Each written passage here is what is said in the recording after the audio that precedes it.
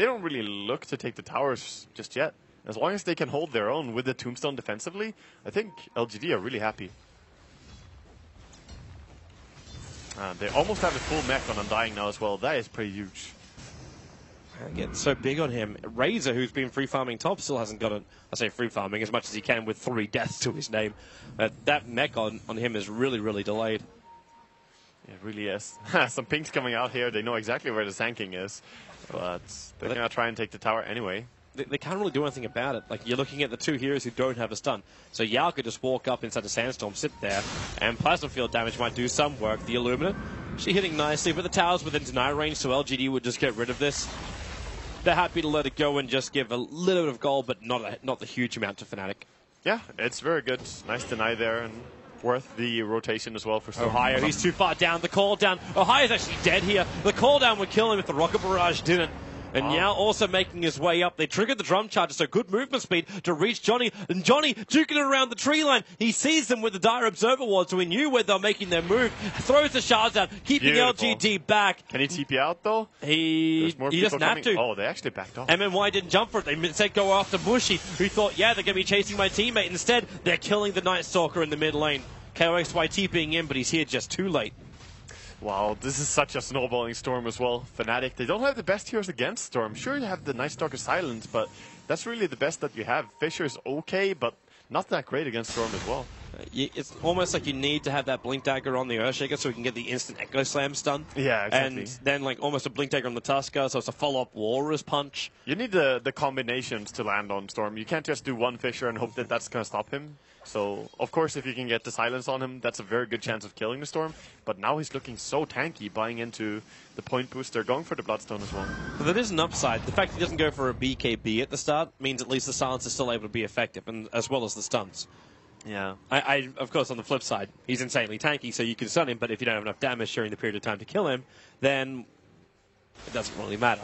Yeah, he still lives. This Bloodstone is really going to speed up farming, but they have more things happening as well, as they almost have the full Blink Dagger on Shaker. As you mentioned, they need this item. There's the Blink Dagger over on the SK. Gave Yao the last of the mid lane farm to get it. I'm wondering what Mushi is buying here, because he has a lot of gold, but he did not upgrade his boots at all. Maybe he's feeling like Midas is where he has to run That here. could be it. That could be it, for sure. It's a very good item on Night Stalker. Yeah, there's the Glove of Haste. This could just be the completion of Treads, but he would do that from the side shop if he's going to do it. Yeah, this is definitely Midas. No. So they feel like they need to play the catch-up game, get to the Aghanim Scepter, get his BKB and everything else. Middle lane, the prep is coming as Keeper of the Light's going to be recalling in Mushi, waiting for the chance here. They snowball up, they go after Sylar, they got to stop the call down with the Echo Slam and Fissure as he catching on MMY with a Bar Strike from Yao, catching out too. MMY's going to keep him up, and in comes Maybe with a stun from Ohio, really hurting him hard, but it's just not enough. In comes Maybe, KYXY going to be dragged back in here to a triple kill of Maybe. The Bar Strike to Mushi, Fnatic getting team wiped. Maybe he's got a haste rune. He could chase after Kerchik. He can't see him with a static remnant. And Kerchik made the wise decision. Run down south away from the fighting. It starts by them getting off the gyrocopter, of course, but then the punishment comes in. They can't kill the Tombstone. They can't take these fights. Team fights are just impossible for Fnatic if they cannot get rid of that. Or at least they have to burst down the Undying, but he already has a mech. Yeah. How do you even burst him? They took so much to try and even kill off the gyrocopter at the start of that, and you kept the Undying out with the Fissure, but at that point... yeah, when the Tombstone is down, they just have to scramble and try to get out of that fight, but the only one who makes it is the Caudle. Not the man you want to have survive as well. And that's primarily because he wasn't in the middle of it. He just sat a little bit further out of the fight, throwing out his Illuminate spam. And he is going for the Aghanims on Caudle, despite having a Night Stalker in your own team. I really don't understand what they're trying to do. Unless his choice is a 4-staff, but you're right, it's an Ogre Club as well. Club. Yeah, okay. Yep, it almost feels like a contradiction of draft. It is an anti-combo. Let's call it that, Toby. Well, they're trying to push mid lane now, knowing that, well, actually the Sanking ulti wasn't even used, so okay. There's actually not that easy of a push mid. And they don't have any vision of that high ground either, so they could just assume that Yao is up there waiting for him. Meanwhile, on bottom lane, Mushi actually finding Sylar. The rocket is put down, and Mushi, he knows he can't do this. Ohio would have to walk straight past an entire creep wave to do it. Yeah, it's a question of who finds who. When you get the rocket on you, you know you're going to get stunned. Rocket barrage could easily bring you down really low, despite being a Night Stalker. Maybe it's about to finish this tier 1 tower on top lane. He's got Cardi helping him out, and this is not what you want to see for Fnatic. This is now where your towers become level with 2 tier 1 towers for either side going down. And wow. even LGD having one of those being denied. That is truly amazing. Maybe averaging 6.4 kills at 15 minutes in. That is really, really high average for TI. It's a very active Storm. Yeah. Or just hero himself. Oh, just player. Yeah. Just player. Yao. Blinks up, can't get close enough to the Razor. Ohio, I don't think he really wants to be where he is. He's right underneath the Radiant Observer ward, and he's practically alone. Yeah, they could jump pretty far as well. Finds a haste rune even, but they're gonna chill out. Look at the map, how many sentries are down by by Fnatic. This is a lot of economy going into these sentries. What are they even looking for? Is it just dewarding? I think at some point you can drop too many sentries, and this is sort of it. When you spend this much gold into detection like this, I think it's dewarding. Yeah, mainly. I mean, there's the Sandstorm, but that's it for Invis. The hilarious thing is that they didn't find any of the Observer wards. Look at the Observer ward just sitting between every ward, just actually chilling. And LGD don't need the full vision anyway. If they have it, it's a fantastic thing, but their lineup could just 5-man mow down Fnatic, and they know it. I think Fnatic are on the right track, though. The vision is super important when you play a Storm, and if they can't find the pickoffs, that might be a way that Fnatic can, you know, start slowing game down, getting their items up, and then fighting. But fortunate in their D-wards. KOX has finally got his mech up and running. The double TP is coming to the mid lane. Mushy triggers nighttime and maybe just jumps after him, dragging him back. Yao still got Burrow Strikes and Mushy. There's no running away. The Storm Spirit will take the kill. And the blood.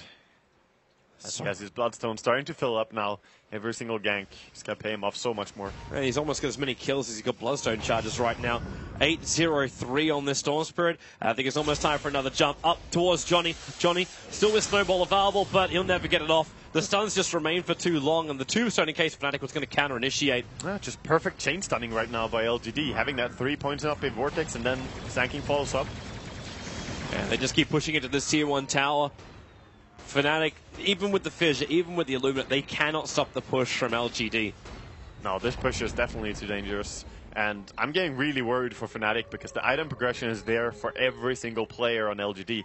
They get the BKB now on Gyrocopter completed up, the Courier's delivering it. And Force Staff and Blink on Zanking, pretty much. Yeah, it's not what Fnatic wanted to wake up to in the morning. Yeah. This is not their game at all. 20 minutes in, when you got a deficit of almost 12,000 net worth as well as 14k experience, there's a reason LGD is called one of the strongest teams at TI. Yes. Because they are really terrifying. Sylar, actually good position to try and gank him up. That BKB, however, is wonderful protection. Yeah, but they're behind him still. Can they maybe block him with a Fissure, but it's too close to a tower? They still want to wait out as well the BKB time. Yeah. They're not gonna go for it. Smoke Gang now by Radiance. Yeah, they're coming up. They realize all the Fnatic were up inside their jungle and ganking up the top lane, so they try and loop around to the eastern part of the Dire jungle.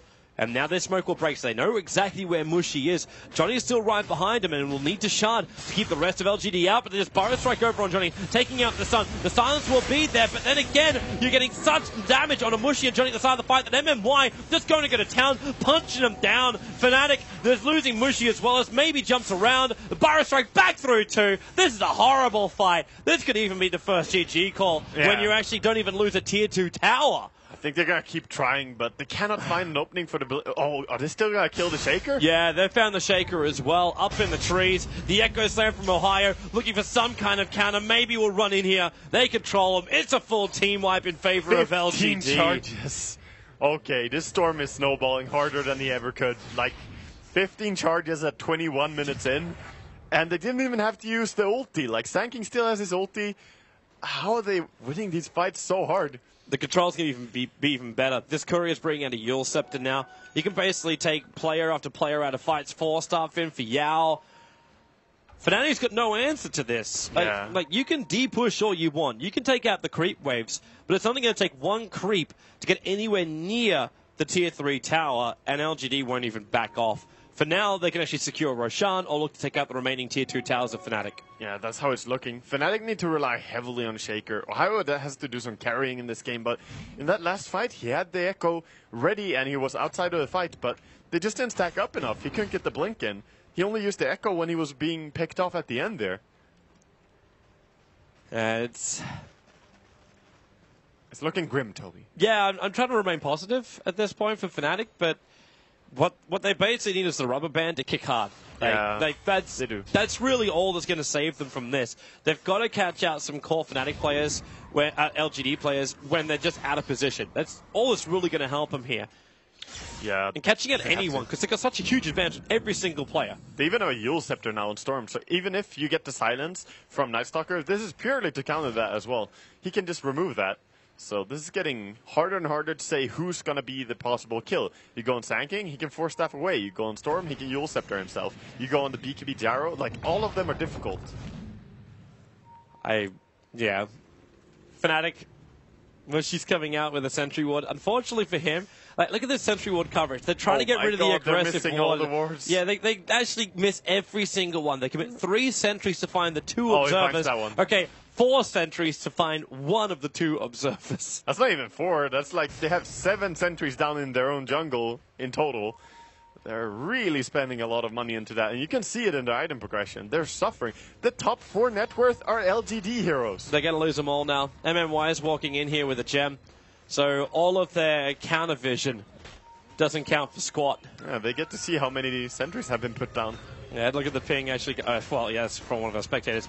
The bottom lane. So Fnatic, if you can't see LGD, just fight in an area where you believe that they will just move. Like predict their movement.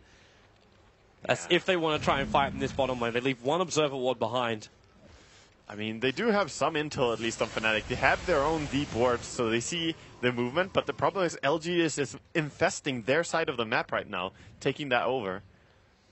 Where else can you go? Like, as you said, like LGD, they're all over Fnatic side of the map. You got to go to the Radiant side.